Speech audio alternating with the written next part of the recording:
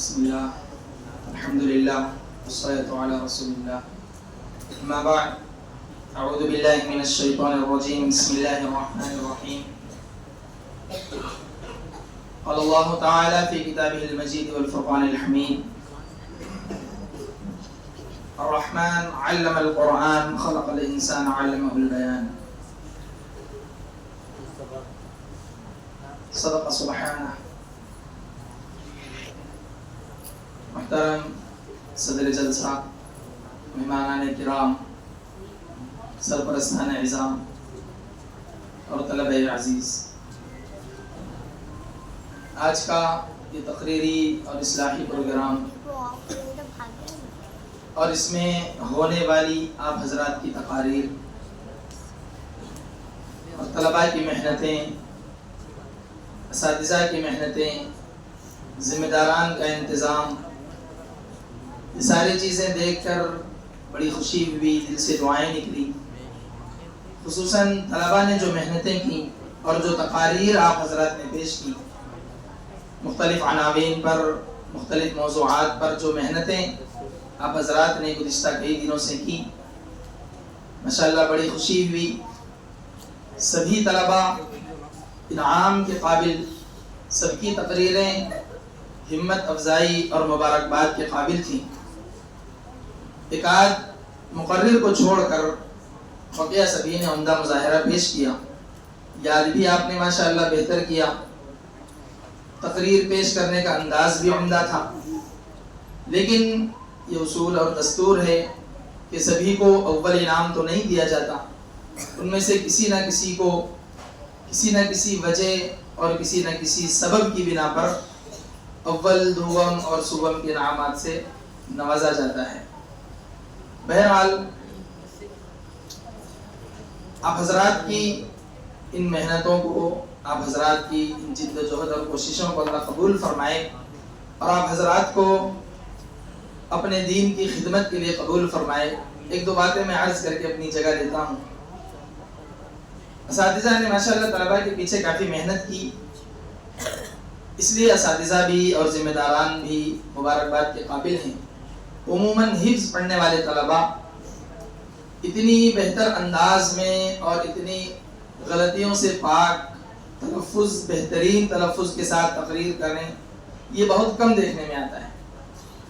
عموماً عالمیت کے طلباء بھی، جن مدارس میں عالم کورس کا نظم ہے، وہاں پر بھی عالم کورس کے طلباء بھی بعض مرتبہ محنت اور کوشش کے باوجود تلفظ اور بولنے میں بعض الفاظ کو غلط بول جاتے ہیں.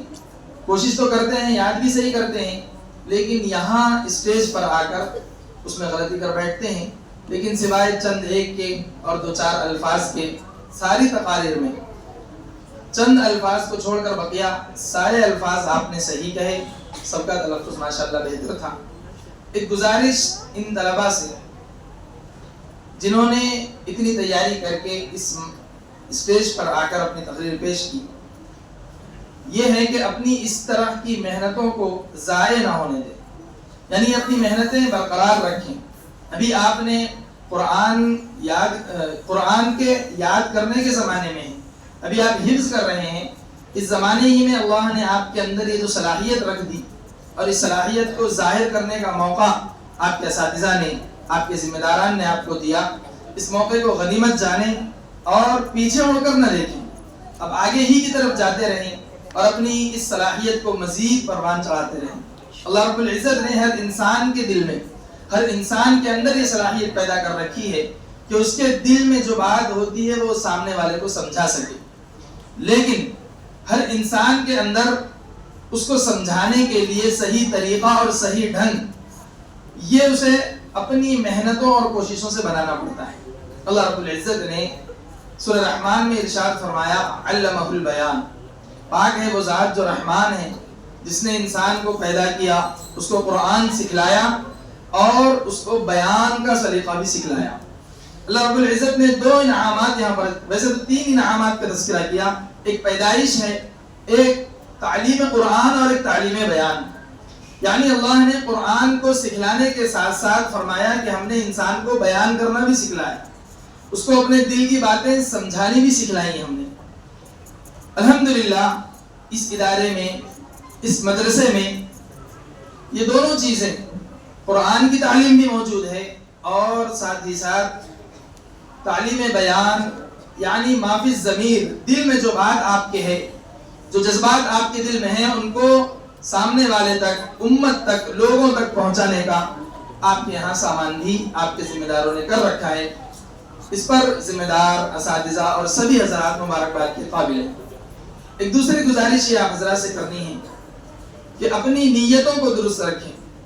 مقرر بننے سے آپ کی نیت یہ ہونی چاہیے کہ آئندہ عملی میدان میں جب ہم جائیں گے، ہم جب مدارس کی لائن سے باہر آئیں گے، جب ہماری زندگی میں عملی دور شروع ہوگا، یعنی ہماری تعلیم مکمل ہو جائے گی، اب ہمیں کچھ کام کرنا ہے اپنے گھر پر جا کر، اپنے علاقے میں جا کر، اپنے محلے میں جا کر، تو ہماری یہ نیت ہرگز نہ ہو کہ میں جو آج مقرر بن رہا ہوں، میں جو آج خطابت سیکھ رہا ہوں، میں جو آج بیان کرنا سیکھ رہا ہوں، یہ میں اس لیے تاکہ میں کسی بڑی مسجد کا امام اور خطیب بنوں، مجھے لوگ اپنے جلسوں میں بلائیں، بڑے بڑے اسٹیجوں کی زینت بنوں۔